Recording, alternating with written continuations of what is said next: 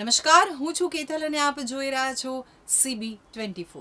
છેલ્લા 24 વર્ષમાં પ્રવાસન બજેટ ₹12 કરોડથી વધી અને 2101 કરોડ સુધી પહોંચ્યું છે। રાજ્ય સરકારની પ્રોએક્ટિવ નીતિઓના પરિણામે ગત વર્ષે રેકોર્ડ બ્રેક 22.27 કરોડ પ્રવાસીઓએ ગુજરાતની મુલાકાત લીધી છે। વિધાનસભા ગૃહમાં પ્રવાસન વિભાગની અંદાજપત્રીય માંગણીઓ પસાર કરવામાં આવી હતી। પ્રવાસન વિભાગની માંગણીઓ પરની ચર્ચામાં સહભાગી થતા મંત્રીએ જણાવ્યું હતું કે વડાપ્રધાન નરેન્દ્રભાઈ મોદીએ 2 દાયકા પહેલા રોપેલું ખુશ્બુ ગુજરાત કીનું બીજ આજે વટવૃક્ષ બન્યું છે। રાજ્ય સરકારની પ્રોએક્ટિવ નીતિઓના પરિણામે ગત વર્ષે રેકોર્ડ બ્રેક 22.27 કરોડ પ્રવાસીઓએ ગુજરાતની મુલાકાત લીધી છે। વિધાનસભા ગૃહમાં પ્રવાસન વિભાગની અંદાજપત્રીય માંગણીઓ પસાર કરવામાં આવી હતી।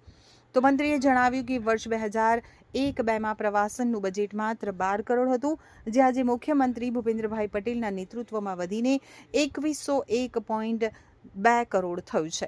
જ્યારે સમગ્ર પ્રવાસન પ્રભાગ એટલે કે પ્રવાસન, દેવસ્થાન વ્યવસ્થાપન, નાગરિક ઉડ્ડયન અને યાત્રાધામ વિકાસ માટે કુલ 3089.63 કરોડની ઐતિહાસિક જોગવાઈ કરવામાં આવી છે।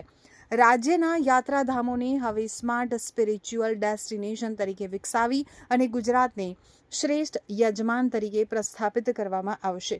પ્રવાસન ક્ષેત્રે ખાનગી રોકાણને પ્રોત્સાહન આપવા તેમજ પ્રવાસન ઇન્ફ્રાસ્ટ્રક્ચર વિકસાવવા રાજ્ય સરકારે મહેસાણા અને રાજકોટ સમિટ દ્વારા મોટા પાયે MOU કર્યા છે, તેમ મંત્રીએ જણાવ્યું હતું। તેમણે આ સંદર્ભે ઉમેર્યું કે પ્રવાસન ક્ષેત્રના વિકાસ માટે મહેસાણા VGRCમાં ₹1236 કરોડના રોકાણ તથા કચ્છ રાજકોટ VGRCમાં ₹1527 કરોડના સૂચિત રોકાણ માટે MOU કરવામાં આવ્યા છે। આ ઉપરાંત PPP મોડ અને કોર્પોરેટ કાર્યશૈલી માટે ચાલુ વર્ષના બજેટમાં ગુજરાત ટૂર ડેવલપમેન્ટ કંપની અને ગુજરાત પ્રવાસન એડવાઇઝરી કાઉન્સિલની સ્થાપના કરવાની પણ જાહેરાત કરવામાં આવી છે।